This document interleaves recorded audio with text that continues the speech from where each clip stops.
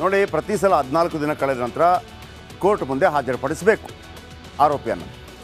14 ದಿನಗಳ ಕಾಲ ಮಾತ್ರ ಇರೋದು. ನೋಡಿ, ಪ್ರತಿ 14 ದಿನಗಳಿಗೊಮ್ಮೆ ಅಲ್ಲೇ ಬಿಟ್ಟಿರೋದಿಲ್ಲ. ಈ ವ್ಯವಸ್ಥೆ ನೋಡಿ, ಈಗ ಜೈಲಲ್ಲಿ ಹಾಕಿರ್ತಾರಲ್ಲ, ವಾಪಸ್ 14 ದಿನ ಆದಮೇಲೆ ಕರ್ಕೊಂಬರ್ಬೇಕು ಜೈಲಿಗೆ ಹಾಕೋದಕ್ಕೆ. ಅಂದರೆ ಈ ನಿಮಗೇನು ಆರೋಪ ಸಾಬೀತಾಗೋದಂಗಿಂತ ಮೊದಲು ಜೈಲಿಗೆ ಹಾಕೋದಕ್ಕೆ 14 ದಿನಗಳ ಕಾಲ ಮಾತ್ರ ಅವಕಾಶ. ಸಮ್ಟೈಮ್ಸ್ 3 ದಿವಸ, 5 ದಿವಸ, 6 ದಿವಸ, ಮ್ಯಾಕ್ಸಿಮಮ್ 14 ದಿವಸ.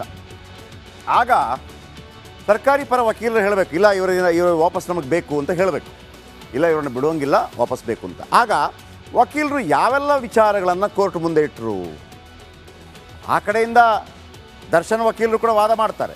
ಈಗ ಸರ್ಕಾರಿ ವಕೀಲರು ದರ್ಶನ್ ಅವರಿಗೆ ಮತ್ತೊಮ್ಮೆ 14 ದಿನಗಳ ಕಾಲ ನ್ಯಾಯಾಂಗ ಬಂಧನ ಕೊಡಿಸುವಲ್ಲಿ ಹೇಗೆ ಸಫಲರಾದರು, ಏನು ಪಾಯಿಂಟು ನೋಡಿ. ಪಾಯಿಂಟ್ ನಂಬರ್ 1, ದರ್ಶನ್ ಗ್ಯಾಂಗ್ಗೆ ಶಾಕ್ ಕೊಟ್ಟರು ವಕೀಲರು. ಹೆಂಗೆ ನೋಡಿ ಮಹಾಸ್ವಾಮಿಗಳೇ, ಎಲ್ಲ ಆರೋಪಿಗಳು ಅಪಹರಣ, ಕೊಲೆ, ಒಳಸಂಚಲ್ಲಿ ಭಾಗಿಯಾಗಿದ್ದಾರೆ, ಹಾಗಾಗಿ ಇವರನ್ನು ಬಿಡುವಂಗಿಲ್ಲ.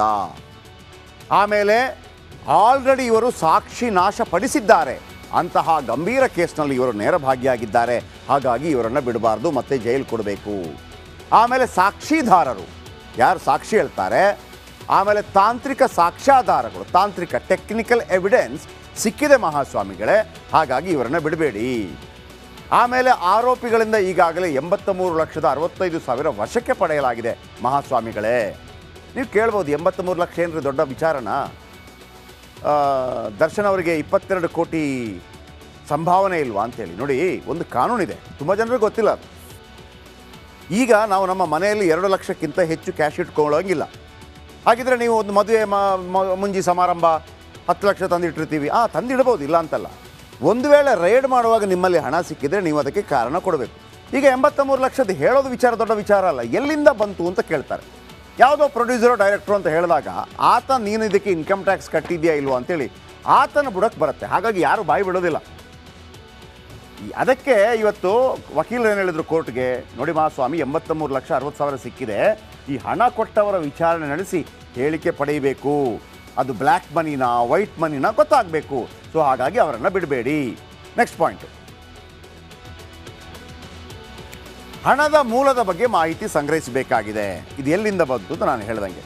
ಇನ್ನು ಕೃತ್ಯಕ್ಕೆ ಬಳಸಿದ್ದ ಕೆಲ ವಾಹನ ಬೇರೆಯವರ ಹೆಸರಲ್ಲಿದೆ. ಅವತ್ತು ಬಳಸಿದ್ರಲ್ವ ಕೆಲವು ವಾಹನ, ಹಣ ತಗೊಂಡೋಗೋದಕ್ಕೆ ಬರೋದಕ್ಕೆಲ್ಲ, ಅದರ RC ಮಾಲೀಕರನ್ನು ಪತ್ತೆ ಹಚ್ಚಿ ಹೇಳಿಕೆ ಪಡೆಯಬೇಕು. ಇನ್ನೂ ಸಿಕ್ಕಿಲ್ಲ ಅದರ ಮಾಲೀಕರು ಯಾರು ಅಂತೇಳಿ. ಎಲ್ಲ ಆರೋಪಿಗಳಿಂದ ಈ ಎಲ್ಲ 17 ಜನ ಏನಿದ್ದಾರೆ ಅವರು ಖತರ್ನಾಕಿದ್ದಾರೆ ಮಹಾಸ್ವಾಮಿಗಳೇ. ಹೊರಗೆ ಬಿಟ್ಟರೆ ಸಾಕ್ಷ್ಯಗಳನ್ನು ನಾಶ ಮಾಡಿಬಿಡ್ತಾರೆ. ನಮಗಿನ್ನೂ ಸಿಗದ ಸಾಕ್ಷ್ಯ ಅವರ ಬಳಿ ಇರ್ಬೋದು, ಅವ್ರಿಗೆ ಗೊತ್ತಿರ್ಬೋದು, ಎಲ್ಲೋ ಬಚ್ಚಿಟ್ಟಿರ್ಬೋದು, ನಮಗದು ಸಿಗಬೇಕು. ಅವ್ರನ್ನ ಬಿಟ್ಬಿಟ್ರೆ ಅವ್ರು ನಾಶ ಮಾಡಿಬಿಡ್ತಾರೆ. ಸೊ ಹಾಗಾಗಿ ಬಿಡಬೇಡಿ. ಭೌತಿಕ, ತಾಂತ್ರಿಕ, ವೈಜ್ಞಾನಿಕ ಸಾಕ್ಷ್ಯ ನಾಶ ಮಾಡಿದ್ದಾರೆ. ಅಂದರೆ ಕೆಲವು ಡಿಲೀಟ್ ಮಾಡಿದ್ದಾರೆ ಮೊಬೈಲಲ್ಲಿ ಇರುವಂಥದ್ದು, ಆಮೇಲೆ ಅಲ್ಲಿ ಒರೆಸಿದ್ದಾರೆ, ಉಜ್ಜಿದ್ದಾರೆ, ಆಮೇಲೆ ಬಟ್ಟೆ ಚೇಂಜ್ ಮಾಡಿದ್ದಾರೆ, ಇದೆಲ್ಲವೂ ಮಾಡಿದ್ದಾರೆ. ಮತ್ತಷ್ಟು ಸಾಕ್ಷ್ಯ ನಾಶಕ್ಕೆ ಯತ್ನಿಸಿರುವುದು ಗೊತ್ತಾಗಿದೆ, ಟ್ರೈ ಮಾಡ್ತಾನೆ ಇದ್ದಾರೆ. ಆಮೇಲೆ ಇನ್ನೊಂದು ಹೇಳ್ತಾರೆ, A13 ಒಬ್ಬ ಆರೋಪಿ ಇದ್ದಾನೆ, ಅವನಿಗೆ A13 ಅಂತ ಹೇಳ್ತಾರೆ, ಅಕ್ವಿಟ್. ದೀಪಕ್ ಬಳಿ ಒಂದು ಹೋಂಡಾ ಡಿಯೋ ಇದೆ. ಇದೇ ಡಿಯೋ ಕಳ್ಳತನದ ಬಗ್ಗೆ ಹೆಬ್ಬಗೋಡಿಯಲ್ಲಿ ದೂರ ಆಗಿದೆ. ನೋಡಿ, ಈ 13 ಜನರಲ್ಲಿ ಒಬ್ಬ ಇದ್ದಾನೆ, ಅವನು ಒಬ್ಬ ಕಳ್ಳ. ಅವನು ಕಳ್ಳತನ ಮಾಡಿದಂಥ ವೆಹಿಕಲನ್ನು ಬಳಸ್ಕೊಂಡಿದ್ದಾನೆ. ಕೃತ್ಯಕ್ಕೆ ಬಳಸಿದ್ದ ಸಿಮ್ಗಳು ಬೇರೆಯವರ ಹೆಸರಲ್ಲಿದೆ. ಇವರು ಇಷ್ಟೆಲ್ಲ ಮಾಡಿದ್ದಾರೆ. ಇವರೇನೋ ಏನೋ ಗೇಮ್ ಮಾಡಿದ್ದಾರೆ ಮಹಾಸ್ವಾಮಿಗಳೇ.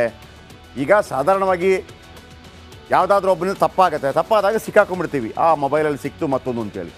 ಇವರ ಪ್ಲ್ಯಾನ್ ಯಾವ ರೀತಿ ಇದೆ, ಇವರು ಬಳಸಿದ್ದೇ ಬೇರೆ ಸಿಮ್ಮು, ಯಾರ್ಯಾರೋ ಹೆಸರಲ್ಲಿ ಬಳಸಿದ್ದಾರೆ. ಹಾಗಾಗಿ ಇವರನ್ನು ಬಿಡಬೇಡಿ. ಸಿಮ್ ಮಾಲೀಕರ ಮಾಹಿತಿ ಸಂಗ್ರಹಿಸಿ ಹೇಳಿಕೆ ಪಡೆಯಬೇಕಾಗಿದೆ ಮಹಾಸ್ವಾಮಿಗಳೇ. ಆರೋಪಿಗಳ ಮೊಬೈಲ್ ರಿಟ್ರೀವ್ಗೆ ಮತ್ತಷ್ಟು ಸಮಯ ಬೇಕು. ಮೊಬೈಲ್ ರಿಟ್ರೀವ್ ಅಂತಂದರೆ ನಾನೆಲ್ಲ ಕಳಿಸಿರ್ತೀನಿ, ಅವನಿಗೆ ಮೊಬೈಲ್ ಕಳಿಸಿರ್ತೀನಿ, ಅದು ಕಳಿಸಿರ್ತೀನಿ, ವಿಡಿಯೋ ಕಳಿಸಿರ್ತೀನಿ, ಫೋನ್ ಮಾಡಿರ್ತೀನಿ, ಅದೆಲ್ಲ ಡಿಲೀಟ್ ಮಾಡಿರ್ತೀನಿ. ನೀವು ಏನೇ ತಿಪ್ಪರ್ಲಾಗೋಡಿದ್ರೆ ಡಿಲೀಟ್ ಮಾಡಿದ್ರು ಕೂಡ ಎಲ್ಲ ವಾಪಸ್ ಪಡೆಯೋಕ್ಕೆ ಸಾಧ್ಯ ಇದೆ. ಆದರೆ 1-2 ದಿವಸದಲ್ಲಿ ಆಗಲ್ಲ, ಅದಕ್ಕೆ ಟೈಮ್ ಬೇಕು ಮಹಾಸ್ವಾಮಿಗಳೇ. ಆಮೇಲೆ ಇವರು ಏನು ಮಾಡಿದ್ದಾರೆ, ಇದೆಲ್ಲ ಸರ್ಕಾರಿ ವಕೀಲರು ಕೋರ್ಟ್ಗೆ ಹೇಳೋದು, ಇವರನ್ನು ಬಿಡಬೇಡಿ ಅಂತ ಇದೆಲ್ಲ ಹೇಳ್ತಾರೆ. ನೋಡಿ ಮಹಾಸ್ವಾಮಿಗಳೇ, ಕೃತ್ಯಕ್ಕೆ ಮೊದಲು ಮತ್ತು ನಂತರ ಹಲವರನ್ನು ಸಂಪರ್ಕ ಮಾಡಿದ್ದಾರೆ, ಪೊಲೀಸರನ್ನು ಸಂಪರ್ಕ ಮಾಡಿದ್ದಾರೆ, ಇದರಿಂದ ಬಚಾವೋದಂಗೆ ಕೇಳಿದ್ದಾರೆ. ಆರೋಪಿಗಳು ಸಂಪರ್ಕಿಸಿದ ಕೆಲವರ ವಿಚಾರಣೆ ನಡೆಯಬೇಕು. ಒಬ್ಬ ಪೊಲೀಸ್ ಆಫೀಸರನ್ನು ಮಾಡಿದ್ರಲ್ವ, ನಾನು ಅವತ್ತಿಂದ ಹೇಳ್ತಾ ಇದ್ನಲ್ವಾ, ಕೆಲವರು ಐಡಿಯಾ ಕೊಟ್ಟರೆ ಹಣ ತೆಗೀರಿ ಅಂತೆಲ್ಲ ಹೇಳಿದ್ರಲ್ವ, ಅವ್ರನ್ನೆಲ್ಲ ವಿಚಾರಣೆ ಮಾಡಬೇಕು. ಪ್ರತ್ಯಕ್ಷ ಪರೋಕ್ಷ ಸಾಕ್ಷಿಗಳ ವಿಚಾರಣೆ ಮಾಡಬೇಕಾಗಿದೆ ಮಹಾಸ್ವಾಮಿಗಳೇ. ಜಾಮೀನು ಕೊಟ್ಟರೆ ಸಾಕ್ಷಿಗಳಿಗೆ ಆಮಿಷ ಒಡ್ಡಬಹುದು. ಏನು ಈ ಒಂದು ವೇಳೆ ನೀವು ಜಾಮೀನು ಕೊಟ್ಟರೆ ಇಟ್ಕೊಳ್ಳಿ, ಯಾರಿಗೆ? ದರ್ಶನ್ ಮತ್ತು ಟೀಮ್ಗೆ. ದರ್ಶನ್ ಏನು ಮಾಡ್ತಾರೆ? ಒಬ್ಬ ಪ್ರಖ್ಯಾತರನ್ನ ಕರೀತಾರೆ, ಭಾಳ ದೊಡ್ಡ ವ್ಯಕ್ತಿಯನ್ನು ಕರೀತಾರೆ. ನೋಡಪ್ಪ, ಅಲ್ಲಿ ರೇಣುಕಾ ಸ್ವಾಮಿ ಮನೆಗೆ ಹೋಗ್ಬಿಟ್ಟು ಒಂದು ಅಡ್ಜಸ್ಟ್ ಮಾಡು ಅಂತ ಹೇಳ್ತಾರೆ. ಆಗ ದೊಡ್ಡ ವ್ಯಕ್ತಿ ಅಥವಾ ಸ್ವಾಮಿ ಯಾರೋ ಆ ಫ್ಯಾಮಿಲಿಗೆ ಆಪ್ತರಾಗಿರೋ ಅಂತ ಕರೆದ್ಬಿಟ್ಟು, ನೋಡ್ರಪ್ಪ ಯಾಕ್ರೋ ಇದೆಲ್ಲ ಮಾಡ್ತೀರಿ, ಬಿಟ್ಟಾಕಿ, ನಿಮಗೇನು ಮಗ ಹೋದ, ಅವ್ನಿಗೊಂದಿಷ್ಟು ದುಡ್ಡು ಕೊಡೋಣ, ಒಂದು 5 ಕೋಟಿ ಕೊಡ್ತೀವಿ, ಆಮೇಲೆ ಆ ಹೆಣ್ಮಗಳಿಗೆ ಅವಳಿಗೊಂದೇನೋ ದುಡ್ಡು ಕೊಡ್ತೀವಿ, ಆ ಹುಟ್ಟೋ ಮಗುಗೆ ಅದೇನೋ ದುಡ್ಡು ಕೊಡ್ತೀವಿ, ಒಂದು ಮನೆ ಕಟ್ಕೊಡ್ತೀವಿ, ಹಿಂಗೆಲ್ಲ ಆಮಿಷ ಹೊಡೆದಾಗ ಅವ್ರು ಬೇಡಪ್ಪ ಇದು ಯಾಕೆ, ಅಥವಾ ಭಯ ಹುಟ್ಟಿಸ್ಬೋ, ವಾಪಸ್ ತಗೊಂಡಿಲ್ಲ ಅಂದರೆ ಎಲ್ಲ ಮಾಡ್ತೀನಿ, ಹಿಂಗೆಲ್ಲ ಭಯ ಹುಟ್ಟಿಸ್ಬೋದು. ಸೊ ಹಾಗಾಗಿ ನೀವು ಯಾವುದೇ ಕಾರಣಕ್ಕೆ ಬಿಡಬಾರ್ದು. ಈಗಾಗಲೇ ದೂರು ನೀಡಿದ್ದಕ್ಕೆ ಅನ್ನಪೂರ್ಣೇಶ್ವರಿ ನಗರದಲ್ಲಿ ದೂರು ದಾಖಲಾಗಿದೆ. ಆರೋಪಿಗಳು ಪ್ರಭಾವಿಗಳಿದ್ದಾರೆ, ಯಾರ ಹತ್ರ ಬೇಕಿದ್ರೂ ಮಾಡಿಸ್ತಾರೆ. ಈಗ ರೇಣುಕಾ ಸ್ವಾಮಿಗೆ ಒಂದು MLA MP ಭಾಳ ಇಷ್ಟ ಅಂದ್ಕೊಳ್ಳಿ, ಅವ್ರ ಹತ್ರನೇ ಹೇಳಿಸ್ಬಿಡೋದು, ಬಿಟ್ಬಿಡಪ್ಪ ಅಂತೇಳಿ, ನಮ್ಮ ಬುದ್ಧಿಯವರು ಹೇಳಿದ್ರು ಬಿಟ್ಬಿಟ್ಟೆ. ಹಂಗೆಲ್ಲ ಆಗಬಾರ್ದು. ಆರೋಪಿಗಳು ಪ್ರಭಾವಿಗಳಿದ್ದಾರೆ, ಹಣಬಲ ಇದೆ, ಅಭಿಮಾನಿ ಬಲ ಹೊಂದಿದ್ದಾರೆ. ಸೊ ಹಾಗಾಗಿ ಇವರನ್ನು ಬಿಟ್ಟರೆ ತೊಂದರೆ ಆಗುತ್ತೆ, ಇವರನ್ನು ಮತ್ತೆ ಜೈಲಿಗೆ ಹಾಕಬೇಕು ಅಂತ ಹೇಳಿದ್ದಾರೆ, ಜೈಲಿಗೆ ಹಾಕಿದ್ದಾರೆ. ಆಗಸ್ಟ್ 1ನೇ ತಾರೀಕು ತನಕ ಜೈಲಲ್ಲಿ. ದರ್ಶನ್ ಅರೆಸ್ಟ್ ಆಗಿ ಇವತ್ತಿಗೆ 27 ದಿನ ಆಯಿತು. 2 ಬಾರಿ ಅವರಿಗೆ ನ್ಯಾಯಾಂಗ ಬಂಧನ ಅಂದರೆ ಜೈಲಿಗೆ ಕಳಿಸಿದ್ರು. ಅದಕ್ಕಿಂತ ಮೊದಲು 2 ಬಾರಿ ಪೊಲೀಸ್ ಕಸ್ಟಡಿಗೆ ಕೊಟ್ಟಿದ್ದರು. ಇವತ್ತು 3ನೇ ಬಾರಿ ಅವರನ್ನು ವಿಡಿಯೋ ಕಾನ್ಫರೆನ್ಸ್ ಮೂಲಕ ಜಡ್ಜ್ ಮುಂದೆ ಹಾಜರುಪಡಿಸಲಾಯಿತು. ಯಾವ ಕಾರಣಕ್ಕೂ ಕೂಡ ಅವರನ್ನು ಬಿಡಬಾರ್ದು, ಜಾಮೀನು ನೀಡಬಾರ್ದು ಅಂಥೇಳಿ ಪಬ್ಲಿಕ್ ಪ್ರಾಸಿಕ್ಯೂಟರ್ಸ್ ವಾದ ಮಂಡಿಸಿದರು. ಹಾಗಾಗಿ ಮತ್ತೆ 14 ದಿನಗಳ ಕಾಲ ದರ್ಶನ್ ಜೈಲಲ್ಲೇ ಇರಬೇಕಾಗತ್ತೆ. ಅಂದರೆ ಆಗಸ್ಟ್ 1ನೇ ತಾರೀಕಿನ ತನಕ ಜೈಲಲ್ಲೇ ಇರಬೇಕು. ಆಗಸ್ಟ್ 1ನೇ ತಾರೀಕು ಮತ್ತೆ ಕೋರ್ಟ್ ಮುಂದೆ ಹಾಜರುಪಡಿಸಬೇಕಾಗತ್ತೆ. ಏನಾಯ್ತು ಇವತ್ತು ಬನ್ನಿ ನೋಡೋಣ.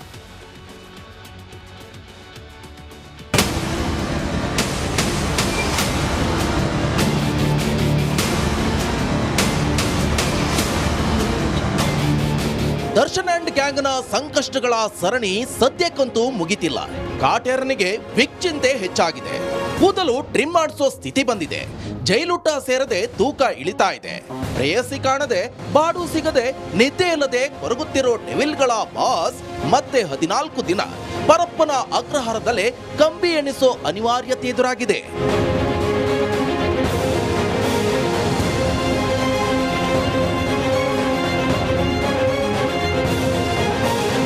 ಹೌದು, ಆಗಸ್ಟ್ 1ರವರೆಗೆ ದರ್ಶನ್ ಅಂಡ್ ಗ್ಯಾಂಗ್ ನ್ಯಾಯಾಂಗ ಬಂಧನ ವಿಸ್ತರಣೆಯಾಗಿದೆ. ಮತ್ತೆ 14 ದಿನಗಳ ಕಾಲ ನ್ಯಾಯಾಂಗ ಬಂಧನ ವಿಸ್ತರಿಸಿ ಆರ್ಥಿಕ ಅಪರಾಧಗಳ ವಿಶೇಷ ನ್ಯಾಯಾಲಯದ ನ್ಯಾಯಾಧೀಶ ವಿಶ್ವನಾಥ ಸಿ ಗೌಡರ್ ಆದೇಶ ಕೊಟ್ಟಿದ್ದಾರೆ.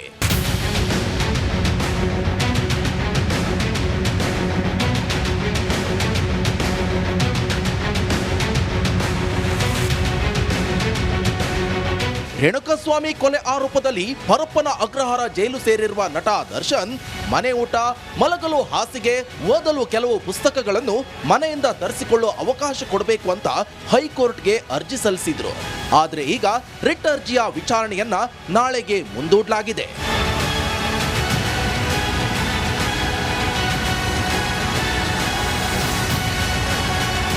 ಒಲವೇ ಮಂದಾರ ಖ್ಯಾತಿಯ ನಟ ಶ್ರೀಕಾಂತ್ ಇವತ್ತು ದರ್ಶನ್ ಭೇಟಿಗೆ ಬಂದಿದ್ರು. ಆದ್ರೆ ಜೈಲು ಅಧಿಕಾರಿಗಳು ಭೇಟಿಗೆ ಅವಕಾಶ ನೀಡಲಿಲ್ಲ.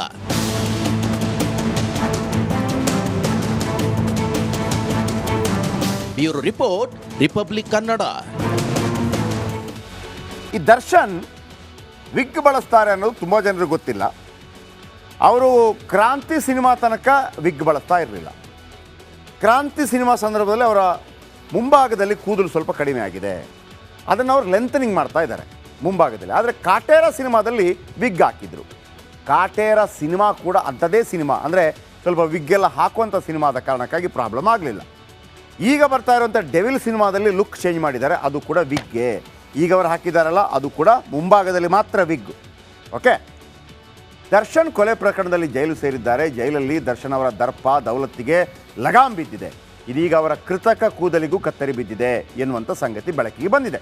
ತುಂಬ ಜನರಿಗೆ ಗೊತ್ತಿಲ್ಲದ ವಿಚಾರ ಅಂದರೆ ದರ್ಶನ್ ತಲೆ ಕೂದಲು ಒರಿಜಿನಲ್ ಅಲ್ಲ, ಅಂದರೆ ಮುಂಭಾಗದಲ್ಲಿ ಮಾತ್ರ. ದರ್ಶನ್ ಸ್ಯಾಂಡಲ್ವುಡ್ಗೆ ಕಾಲಿಟ್ಟಾಗ ಅವರ ಕೇಶರಾಶಿ, ಅವರ ಸ್ಟೈಲು, ಅವರ ಲುಕ್ಗೆ ಮರಳಾಗದವರೇ ಇಲ್ಲ. ಒಂದೊಂದು ಚಿತ್ರಕ್ಕೂ ಅವರು ಹೇರ್ ಸ್ಟೈಲ್ ಮಾಡ್ತಾಯಿದ್ರು. ದರ್ಶನ್ ಹೇರ್ ಸ್ಟೈಲ್ಗೆ ತುಂಬ ಜನ ಫ್ಯಾನ್ಸ್ ಫಿದಾ ಆಗಿದ್ದಾರೆ. ಆದರೆ ಬಹುತೇಕ ಜನರಿಗೆ ದರ್ಶನ್ ಇದೀಗ ವಿಗ್ ಹಾಕ್ತಾರೆ ಅನ್ನೋ ವಿಚಾರ ಗೊತ್ತಿಲ್ಲ. ಕ್ರಾಂತಿ ಸಿನಿಮಾದ ನಂತರ ಅವರು ವಿಗ್ ಬಳಸ್ತಾ ಇದ್ದಾರೆ. ಬಾಹ್ಯವಾಗಿಯೂ ಕೂಡ ಸಾರ್ವಜನಿಕವಾಗಿ ಕೂಡ ಅವರು ವಿಗ್ ಬಳಸ್ತಾ ಇದ್ದಾರೆ. ಸೂಕ್ಷ್ಮವಾಗಿ ಗಮನಿಸಿದರೆ ಮಾತ್ರ ದರ್ಶನ್ ಅವರ ವಿಗ್ ಹಾಕೋದು ನಿಮಗೆ ಗೊತ್ತಾಗುತ್ತೆ. ಪ್ರಾಬ್ಲಮ್ ಏನೀಗ, ನಿಮಗೆ ಯಾಕೆ ಬೇಕು ವಿಗ್ ಕತೆ ಅಂತಂದರೆ ಹೇಳ್ತೀನಿ ಕೇಳಿ. ಈ ವಿಗ್ ಹಾಕಿರ್ತಾರಲ್ವ, ಅಂದರೆ ಲೆಂಥನಿಂಗ್ ಮಾಡೋದು. ವಿಗ್ ಹಾಕಿದರೆ ಏನಾಗುತ್ತೆ, ನೀವು 1 ತಿಂಗಳಿಗೊಮ್ಮೆ 20 ದಿವಸಕ್ಕೊಮ್ಮೆ ಅದೇ ಕಟ್ಟಿಂಗ್ ಶಾಪ್ಗೆ ಹೋಗಿ ಆ ವಿಗ್ಗು ಮತ್ತು ನಿಮ್ಮ ಒರಿಜಿನಲ್ ತಲೆ ಕೂದಲು ಇದೆಯಲ್ಲ ಆ ಕಟ್ಟಿಂಗ್ ಸೇಮ್ ಆಗಬೇಕು. ಇಲ್ಲೆಲ್ಲ ಅದಕ್ಕೆ ಅವಕಾಶ ಇಲ್ಲ, ತೆಗೆದುಬಿಟ್ಟು ಕಟಿಂಗ್ ಮಾಡ್ತಾರೆ ಬೇಕಿದ್ರೆ ಅಷ್ಟೇ. ಜೈಲಲ್ಲಿ ವಿಗ್ ಮೇಂಟೈನ್ ಮಾಡೋದು ಕಷ್ಟ ಆಗ್ತಾ ಇದೆ.